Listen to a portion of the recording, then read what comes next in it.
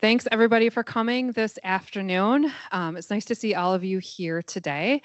I am incredibly honored to be able to be here this afternoon and to introduce Zach here to all of you at Peckham. I had the great privilege to see Zach speak at a conference, an Access conference this past winter. And as you could see on the slides, we've had a lot of speakers here at Peckham over the years, a lot of really wonderful, talented speakers. And when I heard Zach this past winter, something about his message just really resonated with me in a way that I can't really explain. And in between, writing down things that he was saying so I could remember them and bring them back to share with other people, I was texting the team here at Peckham saying, we have to bring him here. He has to come and speak at our speaker series. So I'm thrilled that he's here. And then I had the wonderful opportunity to hear him again in July at another Access conference, and he shared a completely different keynote that was just as touching and hilarious and wonderful. And I was at that point so thrilled to hear that he was coming. I had the opportunity both times to share dinner with both Zach and his wife, Carly, who are both amazing people. And I spent a lot of time trying to figure out why his speech resonated so much with me. What was it that really hit me harder than a lot of other speeches? And I was trying to figure out, how do I explain that? And I finally decided I can't explain it. It's just the magic of Zach. And I'm so thrilled that he's here and that he's going to share that same magic with all of you this afternoon. First, a little bio. Zach is an author and comedian and online superstar.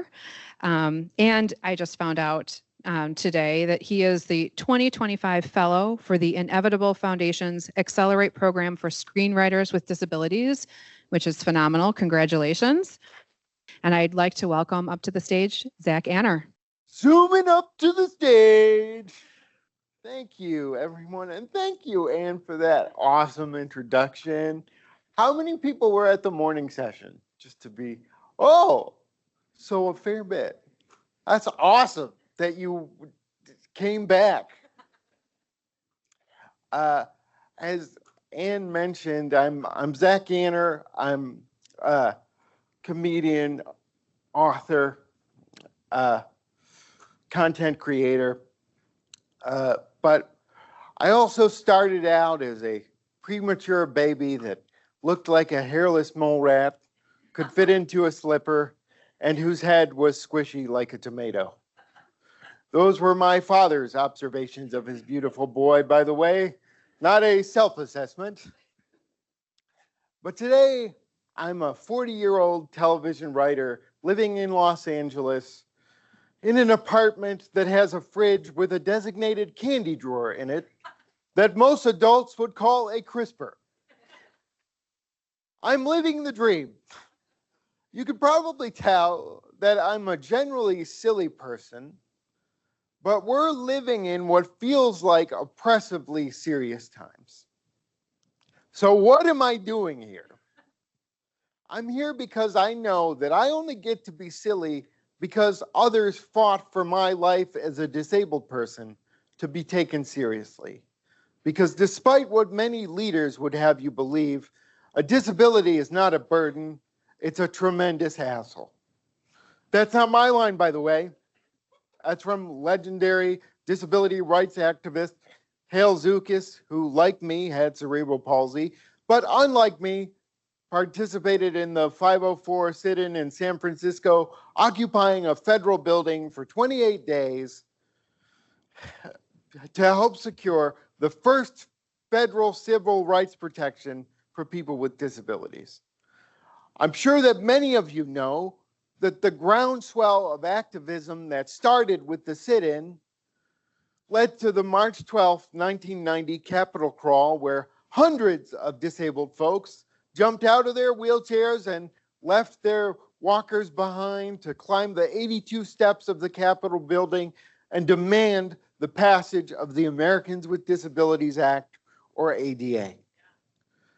I wasn't among those protesters in DC in 1990, probably because I was 5 years old and was more concerned with being Indiana Jones than a disability advocate.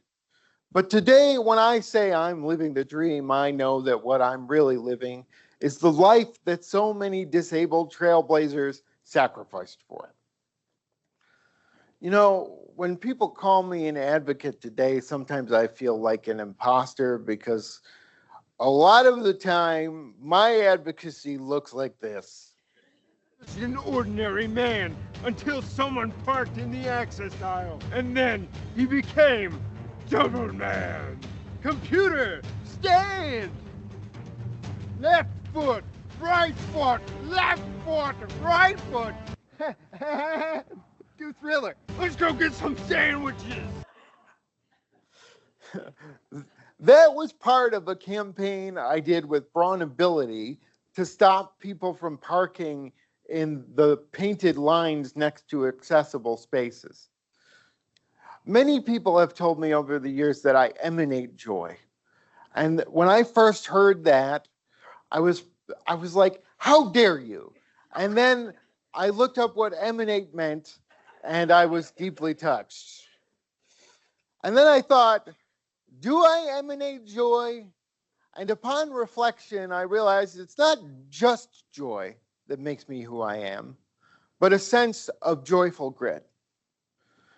Like many people with disabilities, I've stumbled upon joy through grit. Because even with all of the wonderful things that have happened in my life and all the privilege and opportunity I've had, I'm still a disabled man who struggles to get good health insurance, afford a wheelchair van, and find an accessible apartment. And I'm a success story. So many people in my community don't get the chance to live the lives they want because the hassle derails the dream.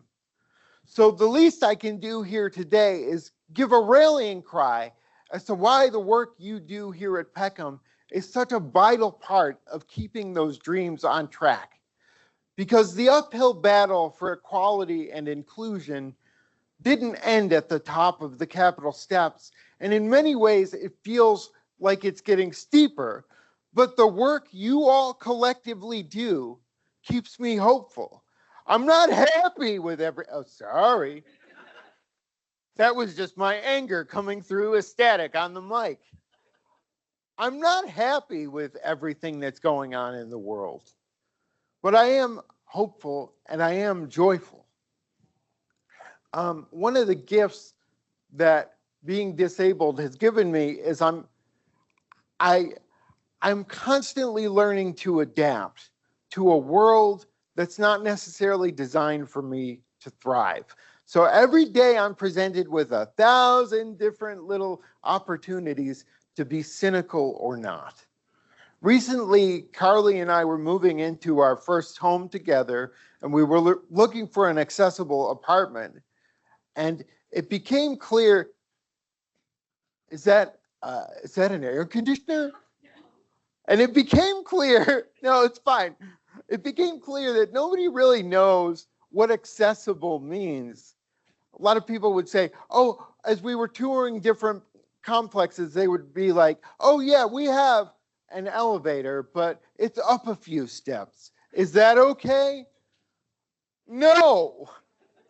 That's like saying, I know you're allergic to peanuts, but Snickers is okay, right? But finally, after the exhaustive search, we found this beautiful older building that just happened to have an elevator, and we fell in love with it. On paper, it seemed like it would be the perfect place to live until I asked the million-dollar question. Hey, how often does the elevator break down? And the manager goes, oh, it happens every once in a while, mostly just for 1 or 2 days. But recently it did break down for 2 weeks. So this is the fireplace. And I was like, well, hold on. Did you say 2 weeks? A fortnight? That's a long time to pause a life because I travel for a living. Plus, one of my hobbies is going outside. And luckily, the elevator let us leave. and we moved into a luxury apartment building, which is code for too expensive, with 3 elevators. And on our very first night there, with just our pug olive and an air mattress, the upstairs neighbor, directly above us, decided to play techno music from 8 in the evening until 7 the next morning. We moved into what we thought was a quiet suburb and wound up at a secondhand rave. You could see the glow sticks. You could taste the body spray. You could feel the oons, oons, oons, oons, oons. I looked over at Carly and I said, I'm so frustrated. I'm so frustrated. I could dance. In the morning, I was like, I gotta go up there. And so I take the elevator up to the 4th floor, all the while thinking of the tirade I'm gonna unleash on this guy. How dare you? This is a residential neighborhood and you're playing that music all night and it's deflating our air mattress, sir. And as soon as this 25-year-old punk opens the door, I let him have it. Hey man, how are you? With the same tone of voice that I use when I'm talking to my 90-year-old grandpa. And he goes, pretty drunk, to be honest. And all of a sudden it comes rushing back to me what it was like to be at college at the University of Texas at Austin with my friends, getting carried away. And I'm not furious anymore. So I say, it's all right, man. It's just that the music has been going all night. And he says, oh my gosh, let me give you my number in case we're ever being too loud again. And we part as new friends. He sends a text apologizing again, and I immediately open DoorDash to send him Advil and Pedialyte. See, I didn't need an enemy. I just needed him to turn the music down. And since the apartment was accessible, I was able to meet him face to face as a human being rather than being relegated to that anonymous neighbor filing a noise complaint. Thanks, ADA.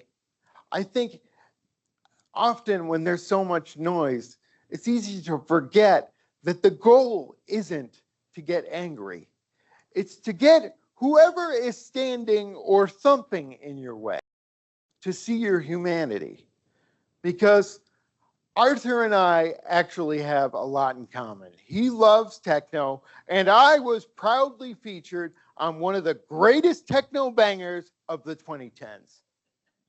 I'm Zach Anner. Where the hell have I been? This is Workout Wednesday. Here's what you need. Workout headband. Workout shorts. Workout shirt. Workout shoes.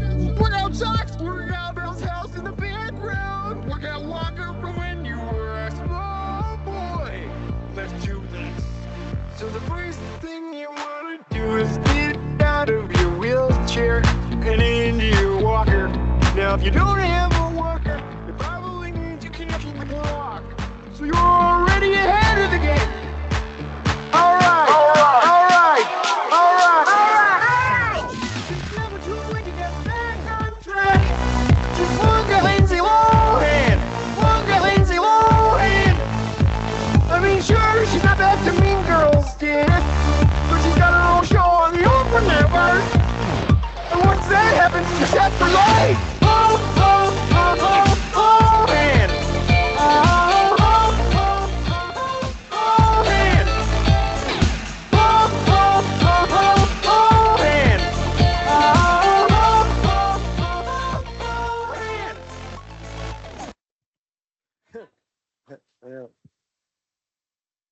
It's funny because 10 years ago, when I made that video, Lindsay Lohan was going through a bit of a rough patch, but now she's made this triumphant comeback. I mean, Freakier Friday, am I right?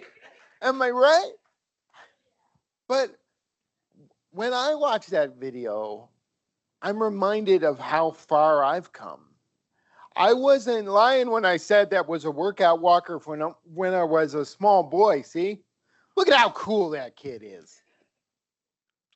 It's funny that I hosted an exercise show at all because I despised exercise and especially walking growing up.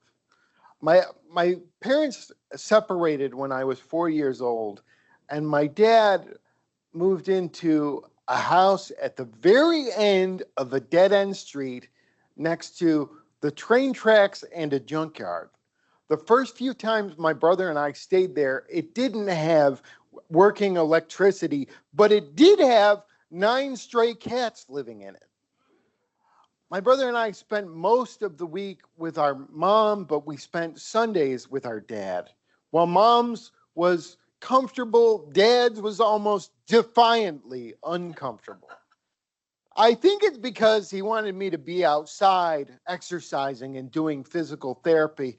He'd always say, let's do your stretches, or how about some sit to stands? And when I protest, he'd say, this isn't for you right now, it's for when you're older. And I'd retort, why would I do something now that's not going to pay off till I'm 40? Who cares about that, old geezer? I'll never get old. Ha ha ha.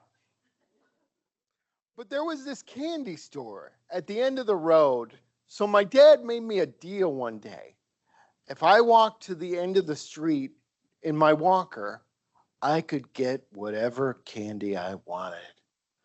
That was motivation enough. So step by step, in my light up shoes and my huge plastic orthotics, I went. And if I was getting tired, he would just rush up in front of me and tell me to just make it to him. And then he'd do it all over again.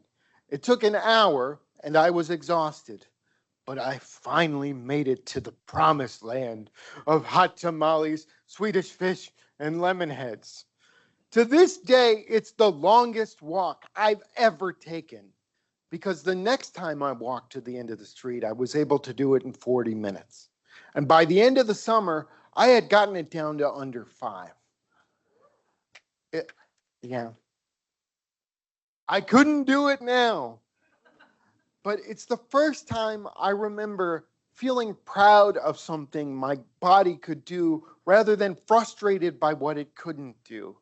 Some days felt like a sprint, and others were a slog where I barely even made it halfway. Dad encouraged me on those days too, because he knew that sometimes my personal best had nothing to do with speed or distance, but rather the continued practice of perseverance that gave me the best chance of making progress. Dad would always ask me the same 2 questions on these walks. Are you doing your exercises at your mom's? And do you have any crushes on girls at school? The answer to both questions was always a curt, no, of course I'm not doing my exercises at my mom's. And I had plenty of crushes on girls at school, but none were reciprocal. So it was easier to pretend like the disinterest was mutual. As I got older and saw my friends having not just their first kisses, but their first school dances, their first relationships, and their first I love yous, my dad would continue to prod about how I was doing in the romance department, and it would become exponentially more annoying each time he'd ask because I had no news to report. In retrospect, I don't think he was asking these things to twist the knife, but rather to let me know that he always believed that these things were possible for me, even if they were further down the road than I could see. I'm so lucky I had parents who never limited my future with absolutes like impossible, but instead asked me who I wanted to be and did everything in their power to help me become that person. My mom was a playwright who could turn anything into a creative project. She knew that I wanted to be an actor and a writer, but since I couldn't even get the role of Tiny Tim in A Christmas Carol because the theater was inaccessible, we focused on writing. God bless us, none of you. She always allowed me to dictate stories to her. And when I got older and wanted to get out all my teenage angst in ways that I didn't want my mom to hear, she hired a college student to take over so that I could dictate a screenplay that was in part about how I felt smothered and stifled by my mom. That's unconditional love. And my dad was an adventurer at heart. He took my brother and me on spur of the moment trips to Europe when tickets were dirt cheap and had us face to face with bears on camping trips when he decided it would be a good idea to cook steak teriyaki in our tent. That is a dramatization of the bear. It did not actually wear that chef's hat. Um, Mom made me feel safe and at home, and Dad made me feel like there was a great big world out there. So why would I ever want to be at home? Well, one reason I wanted to be at home during high school is I started having panic attacks brought on by stomach problems. And during my junior year, I missed 60 days of school. So while my peers were starting to think about college, I dropped out. It was the first time in my life I remember actually feeling disabled. And it was during my brother's spring break and my continued dark hole of despair that my dad surprised us with tickets to the South by Southwest Film Festival in Austin, Texas. I told him I did not want to go, but really I was absolutely terrified. And more than that, I didn't feel like I deserved to. I mean, dropouts don't get spring break. But my dad said, just because you're sick doesn't mean you can't still have fun. And I was like, what do you know about it, Dad? See, I was freaking out about worst case scenarios like feeling sick and not being able to find a bathroom. And his solution was, we'll just strap a camera to your wheelchair and you can film a travel log about what it's like to try and find accessible toilets in Austin. So I did. And doing this didn't make me feel any better physically, but making something out of my problem was a game changer. It took what made me feel isolated and allowed me to reconnect with my passion and take control of my story. All of us are storytellers. We don't always have a say in the plot, but we always have a say in the genre. Once I realized that my story is a triumphant comedy of errors, I became a much more resilient narrator because I stopped wasting my mistakes. It wasn't failure, it was just pre-success. Never say you failed, only say you pre-succeeded. I'm going to teach you a little trick to use whenever you're feeling frustrated, like when you have to stay late at work on a Friday for a presentation, or you, for instance, drop 2 milkshakes on yourself last week. Next time those universal experiences happen to you, ask yourself, what's the version of this story that I would tell my best friend? See how quickly you can go from this sucks to I'll learn from this to what can I learn from this, all the way to what can I learn from this now? What I learned from dropping 2 milkshakes on myself, surprised that was me, is that next time I need to order 4 milkshakes. But honestly, if you're ready to laugh about something, odds are you're ready to learn from it. My dad, my brother, and I saw 28 movies in 1 week at that festival, and I only had to leave 7 of them to spend an hour in the bathroom, which, armed with my new perspective, was a win. I fell in love with Austin and wound up enrolling in the University of Texas in their film program. And the friends I made there, along with the skills I acquired, made it possible for me to move forward, not just in my life, but in my career. If you were in the morning session, you know that I got my big break on a reality show called Your Own Show, Oprah's Search for the Next TV Star. It was a grueling 6-week marathon where 10 contestants, chosen out of tens of thousands, competed to win their own show on Oprah's new network. Thanks to my dad instilling his adventurous spirit in me, the show that I wanted to make was a travel series about everything that goes wrong when you're on vacation. Throughout the competition, I was able to showcase my skills as a host, my sense of humor, and my passion.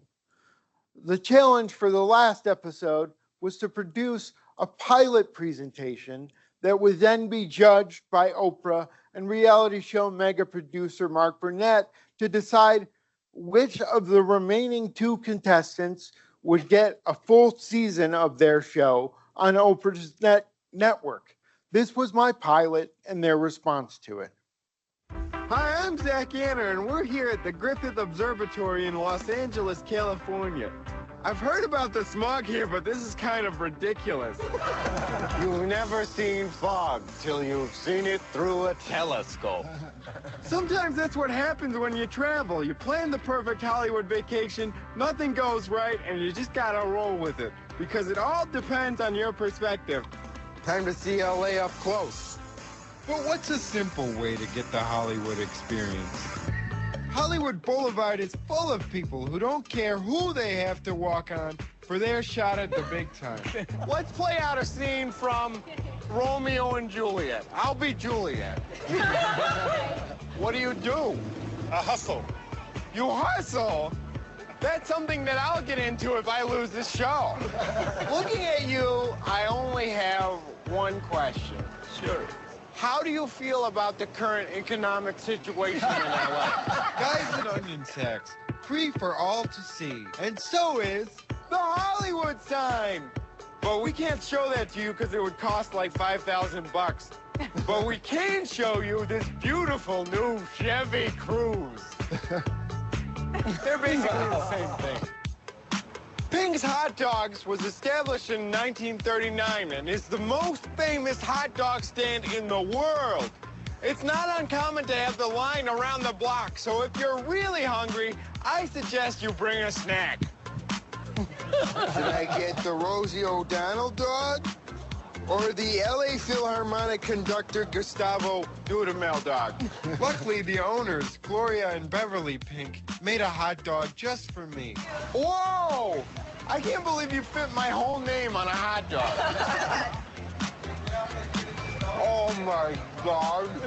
This is one juicy hot dog. As the sun sets on beautiful LA, I may not have become a star today, but I did get a new perspective.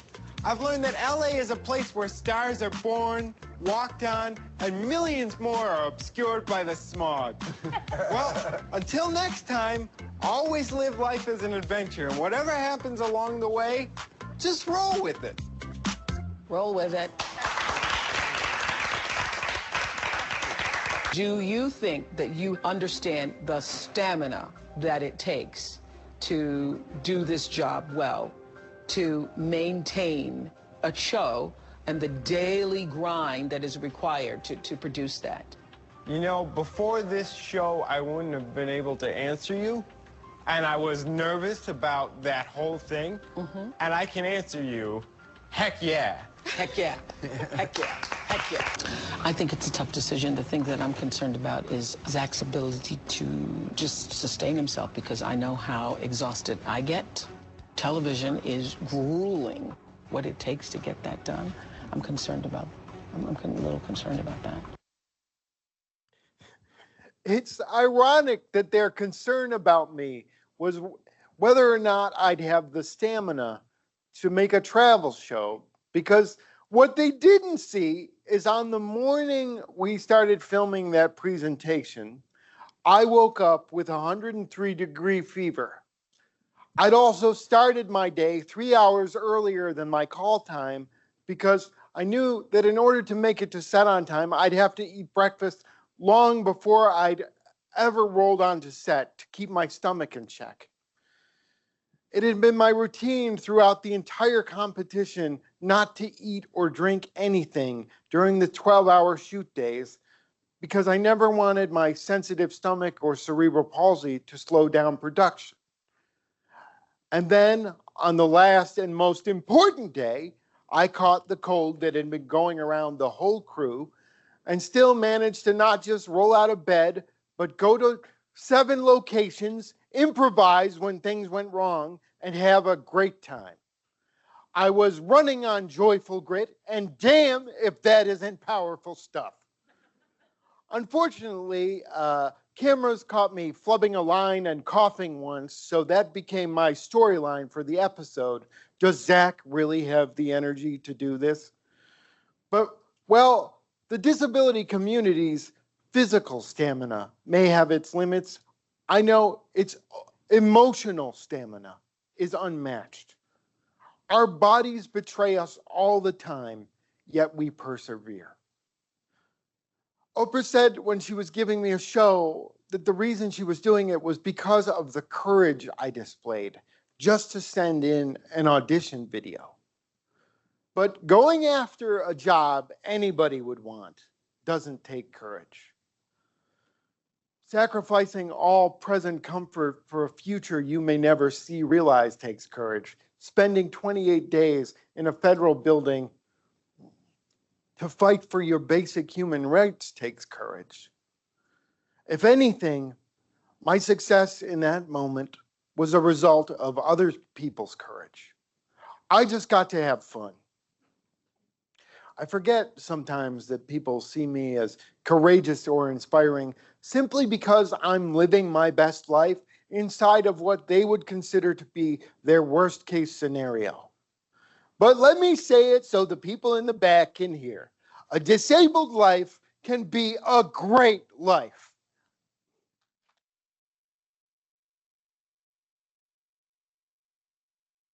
Anyway, here's the courageous and inspiring trailer for my Oprah show. The boy see the world if he wants to. Hi, I'm Zach Hanner, and I'm obsessed with travel. And thanks to Oprah, my dream of having my own travel show has come true. Now I'm going on the journey of a lifetime, and I'm taking you along for the ride. Can you call me Iceman and I'll call you Maverick? We have liftoff! But I really want to see the local perspective and kind of get an insider's view of things. Can you guess where we are? How do I break it? How do I break it?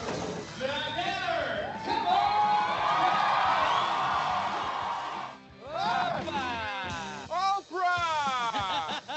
Come on! Papa needs a new pair of wheels!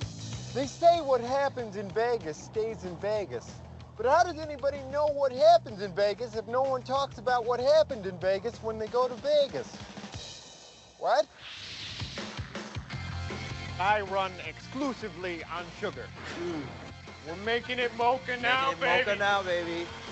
Oh, wow. Paging Dr. Jellybean, that's me. For a guy who has cerebral palsy, I never thought I'd be doing this. Whoa, I'm going up that. This wetsuit is not working. Look, Mom, no sense of balance or direction. You really just have to have a good attitude. Go, Anno, go. Sorry. Here, I'll buckle up. You better Getting serious. Challenge yourself, and you can accomplish great things.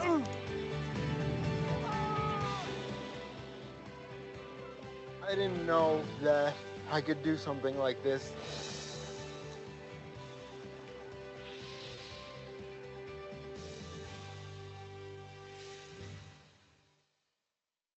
Now, it was awesome that I got to make my own show.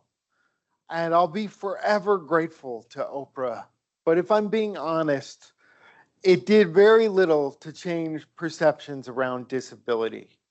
I was 25 when we made it, and in the absence of a clear vision, rolling with Zach ended up playing into as many stereotypes as it subverted. Let me stress how much this was not Oprah's fault. Producers, on the other hand, would try and make me say the same thing every episode. As a guy with cerebral palsy, I never thought I could do anything like this. They even tried to make it seem like I was scared of indoor skydiving, even though I had been outdoor skydiving and loved it. But changing perceptions doesn't happen overnight. So I continued to make travel content. One of the best examples of why I wanted to make a travel show in the first place was a collaboration I did with the Cerebral Palsy Foundation about the not so simple task of going to get a bagel in New York City. 5 hours to go get a bagel, so let's go catch a train. Bagel Quest! Bagel Quest!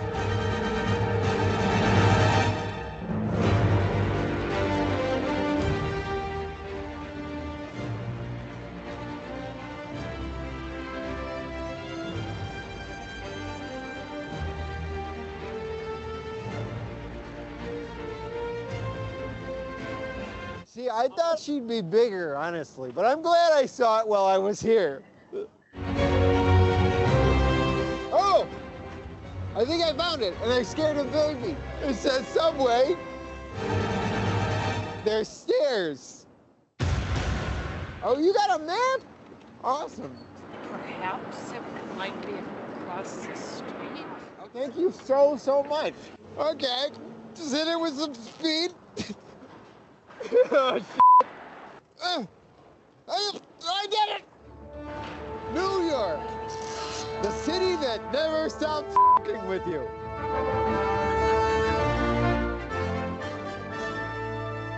What? There's f***ing more steps. If I don't find this entrance, I'm giving up on life and bagels. I see an M. There's a little wheelchair underneath the M. Ta-da! An elevator. So let's go.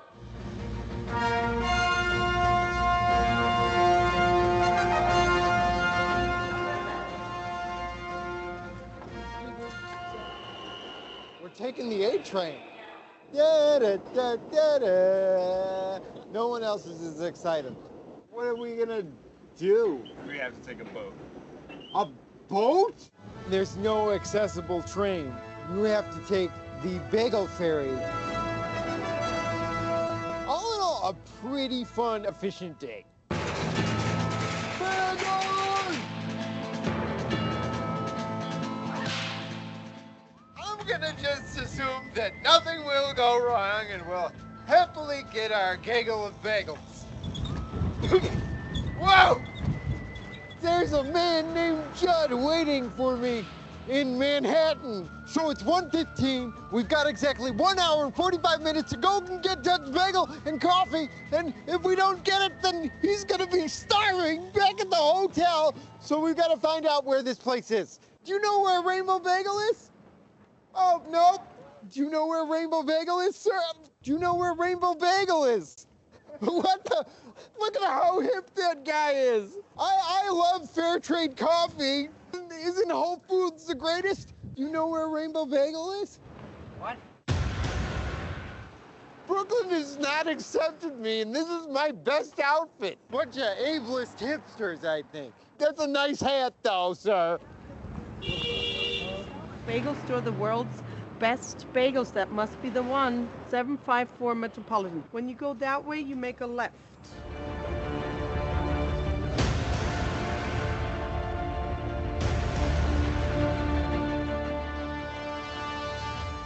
Those bagels are gonna taste so good.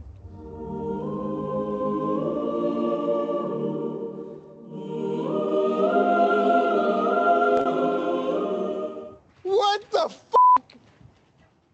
It's not accessible. Hey, good afternoon, boss. How you Hello. doing? How you doing? I'm doing all right. I can help you today. I need a rainbow bagel. Anything else? No, just the ramp. The craziest thing about that video was that when we arrived at the bagel store and it was inaccessible, the crew was completely shocked and despondent because we wouldn't get a triumphant ending. They were on the verge of calling the CEO of the Cerebral Palsy Foundation to let him know that we'd have to scrap the entire shoot. And then I gave them a pep talk. because I knew that this was the perfect ending, not only because it proved the point, but also it made room for the success to be the response to the video itself. When that video went up, it got 40 million views and inspired a ton of outrage. But again, not a lot of change. New York City still has a ton of broken elevators in their subway system, and the bagel store never installed a ramp. The one silver lining is that the bagels were terrible, so that the store eventually did shut down. But for the longest time, I felt like that video didn't make much of an impact.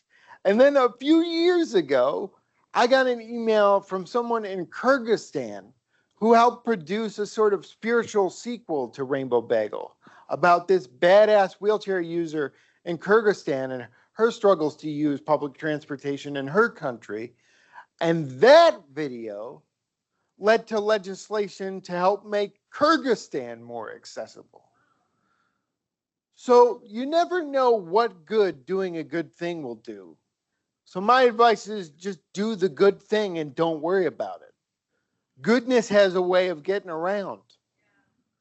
As a result of my work with the Cerebral Palsy Foundation, I was connected with Scott Silveri, the creator of a sitcom called Speechless on ABC about JJ, a nonverbal teen with cerebral palsy, and his wacky but supportive family.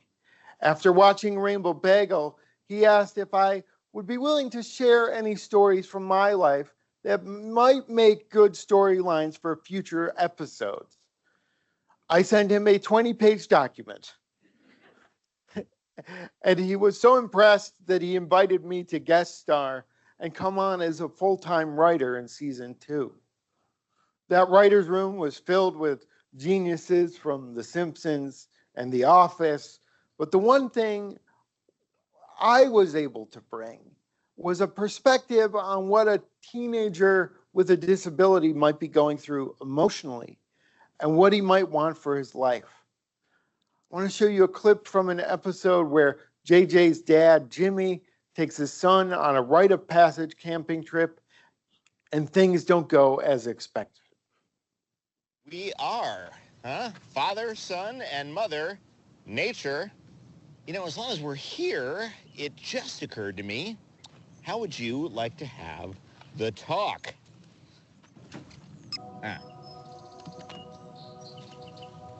The human body is a miraculous thing, capable of incredible. You don't have to do this. I know about sex. You win again, internet. But just let me know if you ever want to talk about anything, all right? I'm your dad, that's what I'm here for. There is something. Bring it on. Will I get to have a wife, be a dad, take care of a family?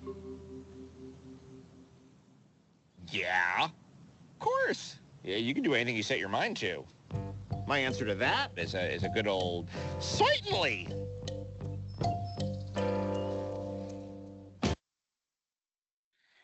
In pure sitcom fashion, after this very real and uncomfortable conversation, Jimmy gets stuck in an outhouse.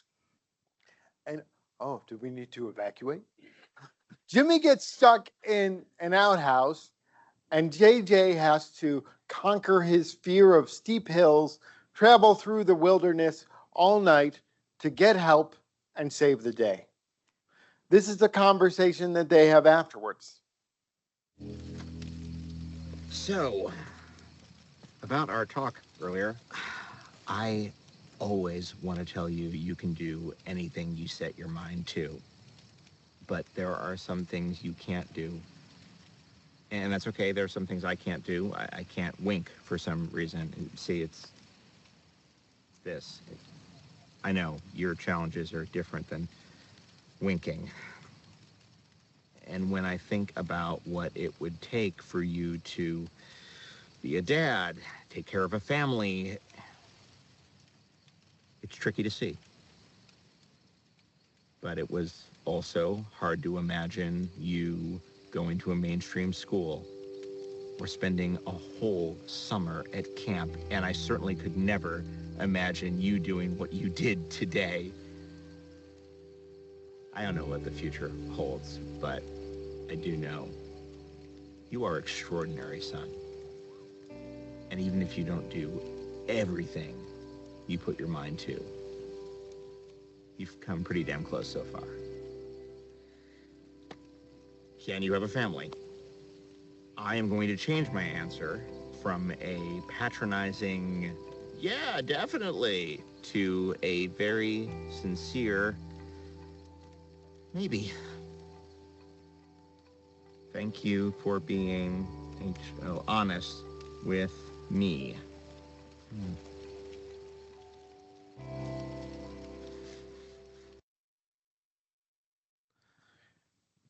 After this episode aired, I realized just how many families of kids with disabilities were struggling to have those same conversations I struggled to have with my dad. This show made so many people feel not just seen, but celebrated. And it took something that felt almost pointedly specific to me and unlocked something universal. Parents wanting what was best for their kids, even if the path was unclear. Growing up, I wanted to be a writer and an actor, and on Speechless, I got to be both. It was the best job I ever had. It ran for 3 seasons, and I still miss it today, especially when I'm going through the everyday hassles of life with a disability that would make perfect sitcom plots. For example, recently during the writer's strike, I had to enroll in Medicaid, and I went to the doctor to get an accessible parking placard and a referral for physical therapy. After months of waiting for the appointment and then hours in the waiting room, I got a whopping 15 minutes of FaceTime with the doctor where he told me the medication I was taking for my stomach was very dangerous, but he wouldn't tell me why because he said he didn't have the time, and since I was a writer, I should know how to Google it. He then said he wouldn't give me a parking placard or a referral for physical therapy because I needed blood work first. My whole life, people had been patronizing me by telling me they didn't even see my wheelchair. But this doctor had what I believe is the first confirmed case of wheelchair blindness. So I rolled out of that doctor's office, or in his eyes, floated, completely dejected. I went to a Mexican restaurant in my neighborhood for a drink, and immediately my server, Miriam, greeted me with a warm smile and a warm basket of chips. She asked if I wanted a frozen strawberry margarita in a less tippy glass because she remembered that the last time I visited, I had trouble. And there wasn't a hint of infantilization in her voice when she also asked if it would be easier for them to cut up my steak fajita in the back so that I could eat it with a fork instead of struggling with a tortilla. It made me realize that sometimes the best caretakers aren't the ones with the fancy titles or degrees. They are just the people who care. When people in positions of power choose cruelty over kindness in an attempt to dehumanize difference, it's important to remember that humanity is not something that can be taken away by anyone else. It can only be relinquished by those who choose to be inhumane. I think a lot of prejudice towards disabled people stems from an unwillingness to accept that the disability experience is the human experience. We'll all be touched by disability at some point in our lives. One of the comments that I always get on my videos like Rainbow Bagel or Workout Wednesday is, if he can be happy, what am I complaining about? And that always irks me because there's plenty to complain about. There are so many things in this world that rightfully make us upset, angry, sad, or even enraged. And I wouldn't blame you if your whole response to this presentation would be, how can you come out here espousing the virtues of joy? How can you be joyful in a time like this? And my response to that is, because this is the time we have. These are the times we've been given to connect and be human together. You know, happiness fades, but joy echoes. One more story about my dad. So in March of 2020, I was getting ready to hit the road again for a new travel show. And does anyone remember what happened in March of 2020? COVID stopped the entire world. And in all of the chaos, medical experts said the quiet part out loud. The message to calm everyone's fears was, don't worry unless you're elderly or disabled. Most people will be fine. I didn't find this comforting, so I moved home to Buffalo. Part of me is glad that I got so much time to spend with my family because in May of 2020, my dad was diagnosed with Alzheimer's after being diagnosed with Parkinson's in 2017. The man who had dedicated his life to making sure I never felt disabled got a double whammy of disability that attacked his body and his mind. I cherished doing anything with him during this time, whether it was playing games, rewatching Seinfeld in its entirety, or finding new ways to eat ice cream. I remember one time we were over at his house for dinner, and my brother asked what I wanted for dessert. And I said, an ice cream sandwich. And he said, we don't have those, but we do have ice cream and bread. So I jokingly, I said, great, I'll take it. And my dad disappeared into the kitchen, and I could hear him laughing to himself. Minutes later, he returned and presented me with coffee Haagen-Dazs on rye. Best sandwich ever. When I would try to get serious with him and ask how he was coping with everything, he'd just say, still having fun. And because he was with his sons, I know he was telling the truth. The last time I saw him was in January of 2023. I was getting ready to finally move back to Los Angeles, and he had recently fallen, so he couldn't get out of bed. It was difficult to communicate with him by this point, so I just told him about a virtual gala I was hosting for a company called New Motion. He smiled and asked if I had a girlfriend, and then tried to get me to do sit-to-stands on his hospital bed. He never stopped being my dad. 3 days after he passed away, I hosted the event I had told him about. I did my jokes and participated in a saltine cracker eating competition, which I think he would have been proud of. If he could find a way to have fun within his illness, I could try to have fun within my grief. I think that's what joyful grit is, finding the fun in the toughest of times, recognizing that all the good things and the bad things are happening in tandem and moving forward. I was going to end this speech by saying that even though my dad had never brought me to DC, all the adventures I had with him taught me that a joyful life is worth fighting for. But recently I went back home to Buffalo to start getting pictures together for this presentation, and I found something interesting. I was in DC in 1990. My mom says that this was during spring break, which means it would have been right around the same time as the Capitol crawl. So I was there when I was 5. I don't know why my dad brought us there then, but I'd like to think that maybe it was because he saw all of these disabled people on the news coming together in an act of protest that helped pave the way for a better future for his son. Or maybe it was just for fun. I don't know. I can't ask him. But if he were here, I do know the 2 questions he would ask. And yes, for the first time in 15 years, I'm going back to physical therapy. And no, I don't have a girlfriend, but that's only because I have the most amazing wife in the world.